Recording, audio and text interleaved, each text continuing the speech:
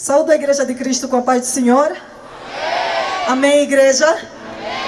É um privilégio muito grande estar aqui com vocês e poder partilhar aquilo que Deus fez na minha vida. Irmão Isaac, muito obrigado. É uma oportunidade que eu agradeço, porque na verdade aquilo que o Senhor faz na nossa vida, aonde o Senhor nos tira e onde o Senhor nos leva, é verdadeiramente para partilharmos e impactar outras vidas, e saber que o nosso Deus é um Deus do impossível. Que o nosso Deus é aquele que faz todas as coisas possíveis. Então, obrigado ao Make, obrigado irmão Isaac por essa oportunidade de poder partilhar. Eu sou a Palmira Esperança Cheia dos Santos, esse é o meu nome. Acredito que vou começar bem lá na minha infância, assim fará mais sentido, os irmãos poderão entender melhor o meu chamado. Eu nasci numa família cristã. Os meus pais sempre levaram-me para a igreja, especialmente a minha mãe. Lembro-me de ela sempre ajoelhada à beira da cama, orar e chorar. E eu perguntava à minha mãe quando eu tinha 6 anos, porque se Deus doía, mas mãe, Deus dói? E ela assim confusa perguntou, mas por que isso?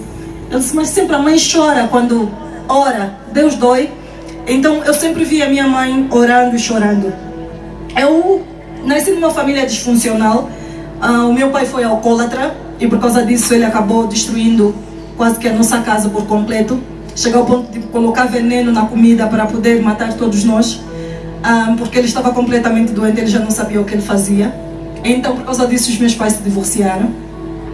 E daí a minha mãe teve que trabalhar o triplo para poder sustentar os 4 filhos que todos eram pequenos. Eu sou a terceira filha de 4 filhos que meus pais tiveram. E ela começou a trabalhar no Virei. Eu acredito que os irmãos conhecem o Virei aí no Namibe.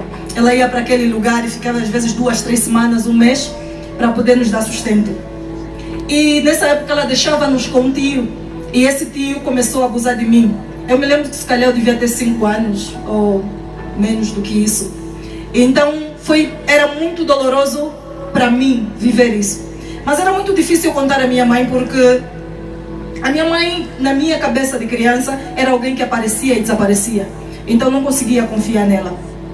Então o tempo foi passando e eu fui crescendo. Aos 12 anos, a minha mãe mandou-me para Luanda, para viver com a minha avó e meu avô, porque meu avô tinha se tornado cego e precisavam de ajuda. Então fui lá viver, que era para poder ajudar a eles. E naquele ano, sendo uma menina da província, como dizem os de Luanda, né, os da província, sendo uma menina da província, encontrei um grupo de amigas. Eu mudei-me para Ieca, porque a minha avó era da Ieca. E esse nosso grupo era de 5 meninas. Elas começaram a ensinar-me as coisas das meninas de Luanda, né? Aquela menina burrinha da província começou a aprender a beber, a andar nas festas. E saíamos às vezes à madrugada, 3, 2 da manhã, para poder ir às discotecas e tudo mais. Eu lembro-me que eu só não vivi uma vida de promiscuidade, porque o fato de ter sido violada fez-me com que eu sentisse medo dos homens. Então, nessa época eu tive um sonho, aos 12 anos. E nesse sonho era parecido ao sonho do irmão Isaac. Era o fim do mundo e a terra toda acabava, as pessoas todas gritavam, corriam numa direção. E eu também corria com as minhas 5 amigas que andávamos juntos. E de repente o meu corpo começou a se elevar, como o corpo de algumas pessoas também se elevavam para o céu. Mas essas minhas amigas ficavam, e eu tentava voltar e pegar elas para poder subir comigo e não conseguia, e voltava e nada. De repente o meu corpo subiu para o céu e eu acordei assim também, sobressaltada, com lágrimas, porque foi um sonho muito intenso. Aí eu perguntei na minha avó o que significava aquele sonho. E a minha avó me disse assim: Deus vai te salvar, mas as tuas amigas não terão o mesmo destino. Depois de 1 ano, eu já tinha 13 ou 14 anos, eu mudei-me de Luanda e vim viver aqui no Lubango, porque eu fiz o médio aqui no Lubango. E nesse ano que eu cheguei aqui no Lubango, eu me converti. Eu ouvi a pregação de um pastor que falava sobre o inferno, e eu tive tanto medo que eu disse, eu não posso ir para aquele lugar. E aí eu entreguei a minha vida para Deus, acho que aos 14 anos, se a memória não me falha. E aí, nesses 14 anos, eu comecei a buscar o Senhor seriamente. É interessante que era verdadeiramente sem entendimento, mas eu ficava horas. Eu saía da escola no e-mail, ia para casa, me prostrava, eu ficava 3, 4, 5, 6, 7 horas prostrada no chão, dizendo: Senhor, fala comigo. E eu passava muitas horas a ler a Bíblia também, porque eu tinha uma sede de Deus muito grande no meu coração. E nessa mesma época eu tive um outro sonho. E nesse sonho era um estádio grande, que nem esse, maior do que esse. E estava cheio de pessoas de todas as raças, de todas as tribos. Tinha chinês, tinha japonês, tinha africano, tinha europeu. Tinha pessoas de todas as cores. E eu estava num púlpito de madeira pequeno. E eu pregava para aquela população toda. E desde aquele dia, depois desse sonho, eu tive no meu coração a certeza de que eu tinha um chamado. Então, eu comecei com aquele entusiasmo de adolescente de que, Senhor, eu tenho um chamado, eu tenho que ir, o Senhor me chamou, eu tenho que ir. Mas assim que terminei o médio, né, aí no e-mail, os meus pais não permitiram que eu fizesse missões nem teologia. Porque os meus pais sempre acreditaram de que os pastores não têm uma boa vida, os pastores não são promissores, vivem quase que mendigos, né? Então os pais não querem isso para os seus filhos, eu nem os culpo por isso. Então eu consegui uma bolsa para fazer missões no Brasil. E até cheguei de ir para o Brasil em 2007. Mas quando os meus pais se aperceberam, porque eu não contei a verdade toda, quando os meus pais se aperceberam que era para fazer missões e não um outro curso, eles pediram-me para voltar, que eu tinha que voltar, e eu voltei muito frustrada da minha vida, mas voltei. Então nesse ano, passaram 2 anos, em 2008, ligam-me do INAB de que eu ganhei uma bolsa e eu fui parar na Argélia, um país muçulmano, que também é uma outra história, que vivi muitas coisas. Mas lá no final da minha universidade, em dezembro, eu me lembro de 2013, a passagem de Salmos 45, versículo 10, começou a passar em minha cabeça. Eu nunca tinha lido Salmos 45, 10. Filha minha, deixa a tua casa, a tua parentela, a casa dos teus pais, e apega-te ao Senhor, Ele é teu marido, e Ele te honrará. E tinha um monte de outras promessas lá no final do capítulo, e essa passagem insistentemente passava em minha mente. Chegou um tempo que eu disse, Espírito Santo, se você continuar a falar isso em mim, eu vou ficar maluca, porque o dia inteiro eu ia para a escola e essa passagem passava em minha mente, passava em meu coração. Aí eu sentei um dia no meu quarto e comecei a procurar onde é que estava escrito aquelas palavras. E encontrei em Salmos 45, 10. E nessa época, em dezembro que eu recebi o diploma e voltei para Angola. Antes disso, antes de voltar para Angola, eu dizia assim, Senhor, tá bom. Eu estou longe da minha parentela, eu não entendia porque que o Senhor está falando aquilo, mas se o Senhor não quer que eu volte dos meus pais, quando eu for para Angola eu não voltarei da casa dos meus pais. Mas passou uns 3 meses até isso acontecer, e a primeira coisa que eu fiz é ir até o Cunene, onde os meus pais estavam a morar, e ficar lá e desobedecer ao Senhor. Nesses 2 anos que eu vivi no Cunene, foi quase que um deserto, porque logo que eu cheguei eu consegui um emprego, por causa da formação e porque falo 2 línguas. Consegui um bom emprego no governo provincial do Cunene. E nessa época eu estava a trabalhar como secretário do governo, como secretária executiva. E tinha muitas regalias, como um motorista particular e tudo mais.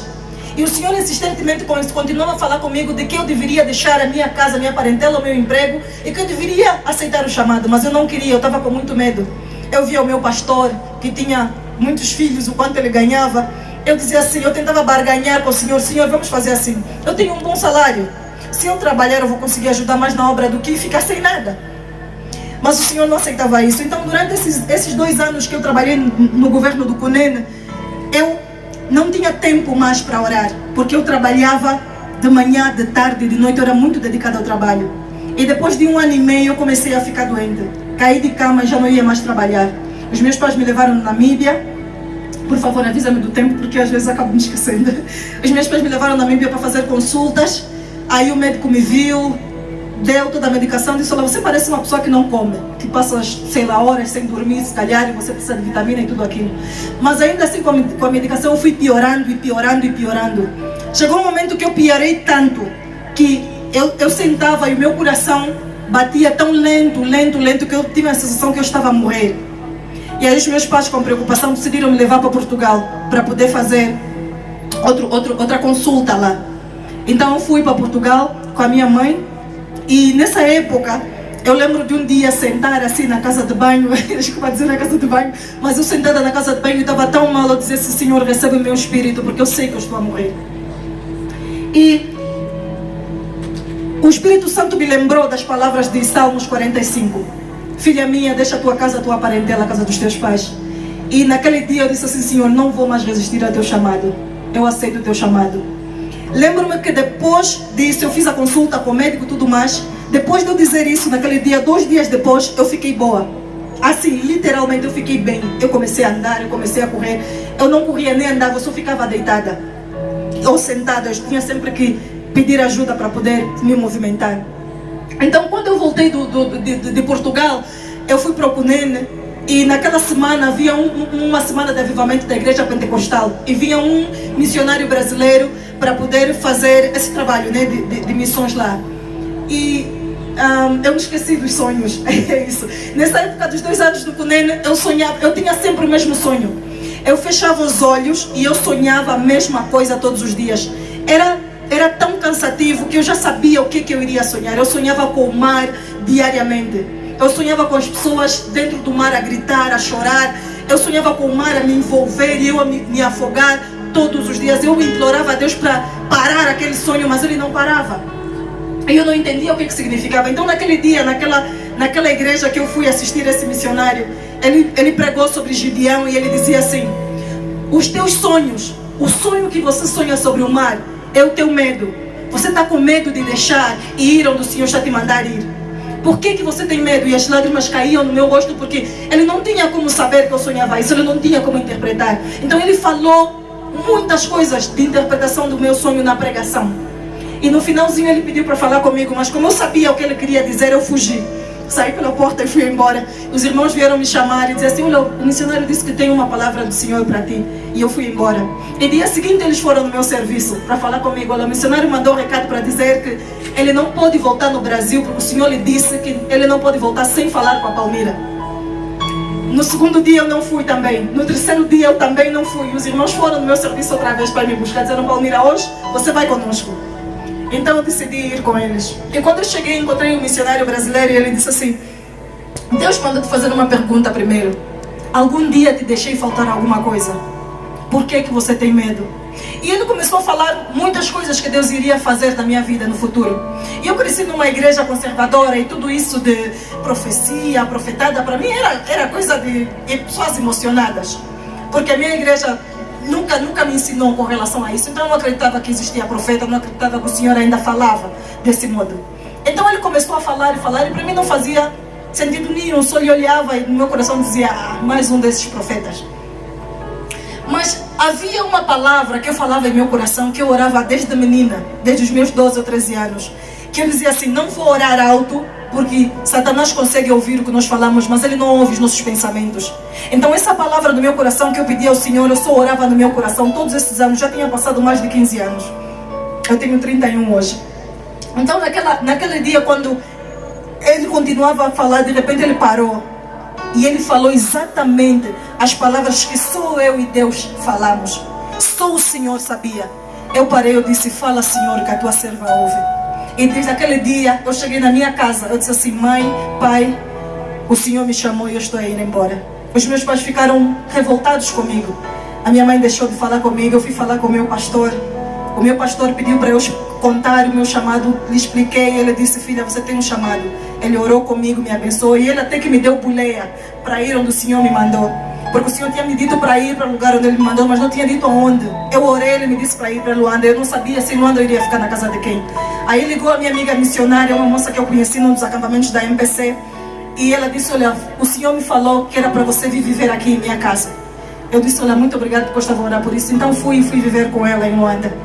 E nessa época que eu fiquei, nesses 2 anos que eu vivi com ela em Luanda, ela é uma grande serva do Senhor, que ama o Senhor todo o coração. E o meu maior medo era: Senhor, eu vou viver de quê? Sem emprego, deixar a minha vida, não vou construir. Todos os jovens estão a construir a sua vida, cada um está a construir sua casa, seu casamento, então eu vou viver de quê? Vou comer o quê? E depois, porque a minha mãe sempre trabalhou muito e sempre tivemos berço de ouro.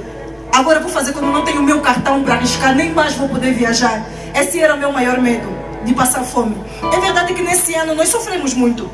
Houve dias até que nós só tínhamos papa. 2, 3 dias jantávamos papa, deixávamos papa.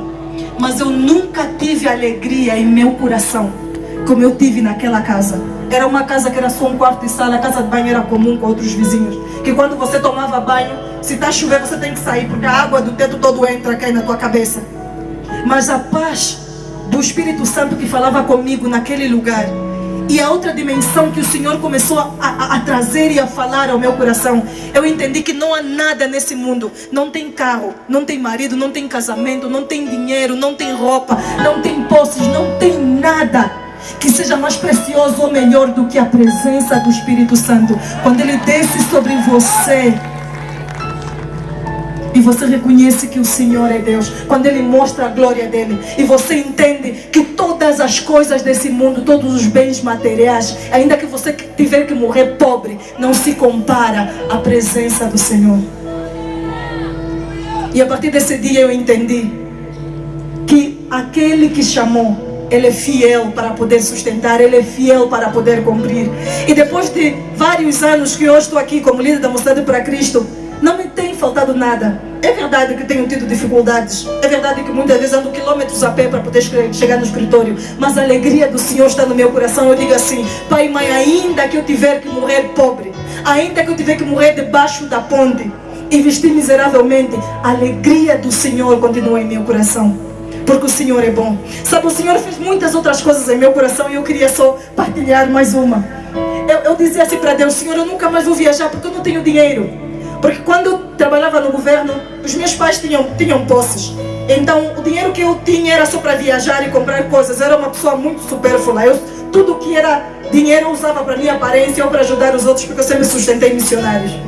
Então havia uma atividade, um encontro mundial de jovens líderes que estava acontecendo em Lausanne, se calhar alguns irmãos conhecem. Então aquele ia acontecer na Indonésia. E naquele ano eu já estava a viver como missionária. Às vezes não tinha nem 5 anos para apanhar táxi.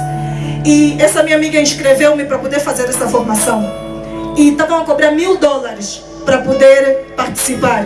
E quando eu fui para a agência de viagem saber quanto é que custava, custava 580.000 kwanzas a passagem daqui de Angola para a Indonésia.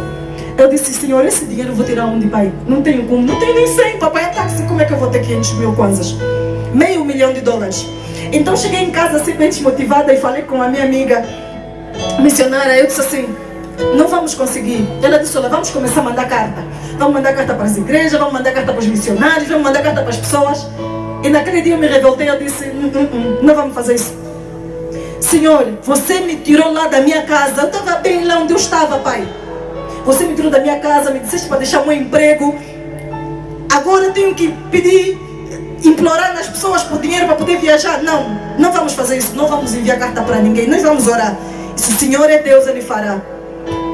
Eu lembro-me de que uma semana antes da viagem, ela não tinha me falado que ela havia partilhado com algumas pessoas sobre a viagem. Ligaram-me lá da Indonésia, mandaram-me um e-mail, na verdade, e disseram assim: irmão Palmira, já não precisas mais pagar os $1000 porque os missionários do Brasil, da América, contribuíram e pagaram a tua estadia, os $1000. E 3 dias antes da viagem, um dos irmãos, que ele até já faleceu o mês passado, doeu-me muito, ligou para mim. Nós fomos para lá, para a Aliança Evangélica, e ele, que é o líder era o líder da Solidariedade Cristã, ele chegou e disse assim: Palmira, nós temos o teu bilhete. E eu fui para lá. A minha amiga tinha dado a minha cópia do passaporte, né? E quando ele pegou o bilhete e me entregou, eu abri. E aquele passaporte custava, aquela passagem custava 580 e tal mil kwanzas, $500 milhão. Eu dizia assim: nem que eu tivesse, se eu fosse rica, eu nunca teria a possibilidade de comprar um bilhete a esse valor, a $500 milhão.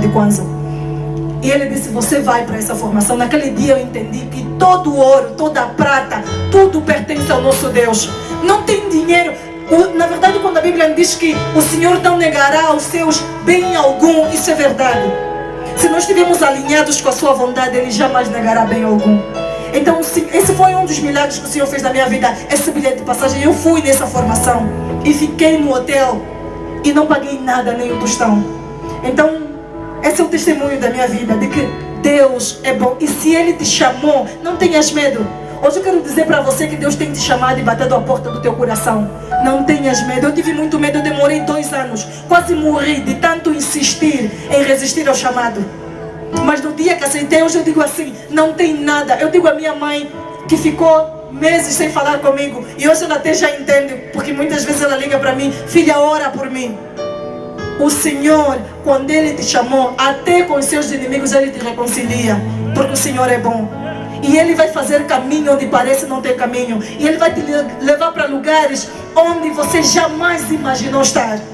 E hoje eu sou a prova viva de que o Senhor é bom. E Ele pode fazer infinitamente mais daquilo que nós pensamos, ou imaginamos, ou pensamos algum dia poder existir. E nos leva para lugares que jamais poderíamos pisar com nossos pés. Aleluia. Aplauda ao Senhor porque Ele é bom, porque Ele é digno.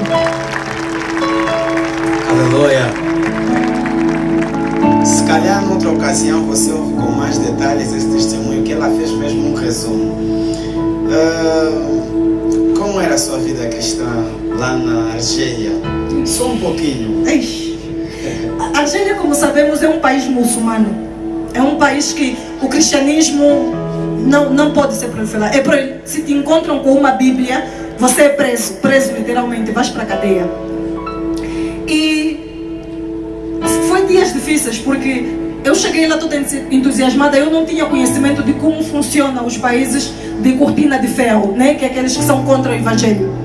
E eu vi um dia que eu fui para o quarto de uma das meninas argelinas. Eu fui lá pregar o evangelho para elas. Elas quase me mataram de suor. E quando eu disse assim, Jesus é o Filho de Deus, elas todas partiram para cima de mim. E eu fiquei, meu Deus, o que eu falei de errado, Jesus? E depois é que eu entendi de que lá o evangelho não podia ser pregado daquela maneira, que eles estavam com a mente fechada.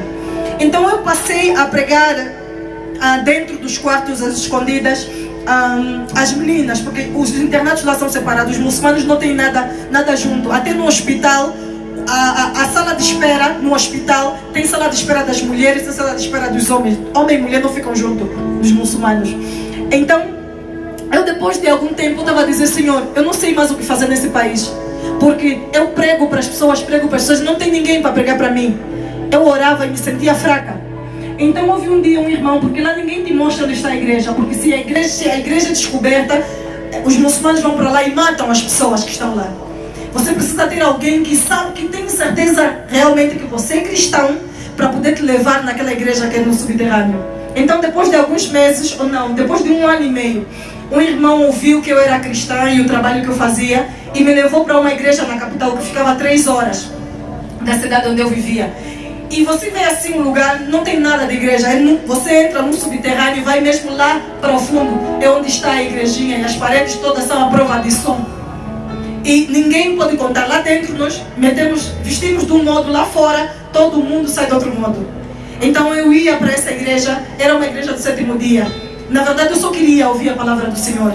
E lá ouvi muitos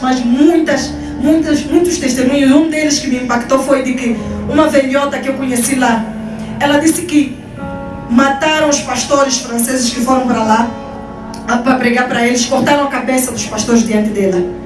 Então ela decidiu decorar a Bíblia. Como ninguém poderia tirar a palavra do Senhor do coração dela, ela passava horas a decorar a Bíblia. É engraçado que nós as Bíblias aqui jogamos fora, fazemos o que quisermos com a Bíblia. Lá a Bíblia é uma coisa muito preciosa.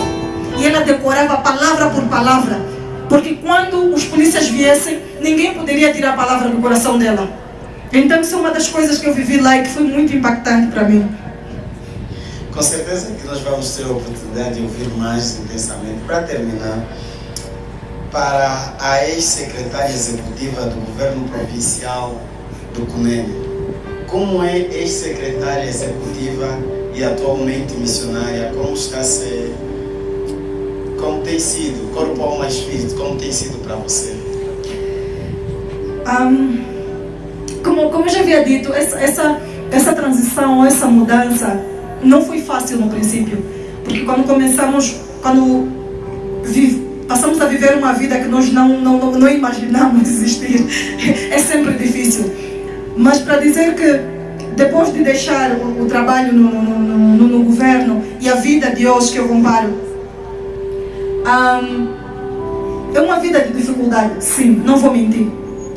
Quando eu entrei para a Mocidade para Cristo aqui no Lubango, o escritório da Mocidade para Cristo, para quem conhece, fica aí no Ferrovia. Eu vivo aqui próximo da Senhora do Monte, aqui perto do Queiro.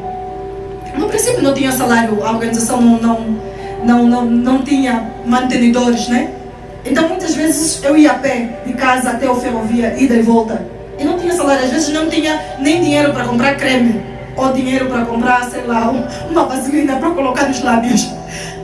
Mas ainda assim, nós dizemos assim com a minha amiga missionária: quando a necessidade aperta, você ora como se a casa tivesse a pegar fogo. Então, quanto mais a necessidade apertar, você ora como se a tua casa tivesse em chama e você está lá dentro. Então é isso que eu faço.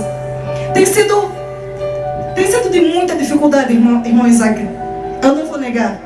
Tem sido de dificuldade que às vezes você dobra o joelho e você chora. E você fala assim: Senhor, isso aqui está pesado demais.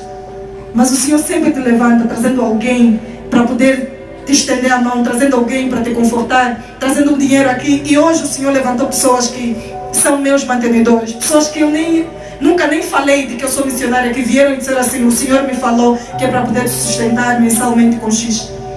Então eu digo assim: é graça.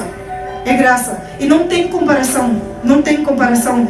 A vida de antes e a vida de agora não tem comparação. Eu não daria nem o melhor emprego. Só para partilhar outra coisa, muitas vezes meus familiares, a minha família arranja um emprego.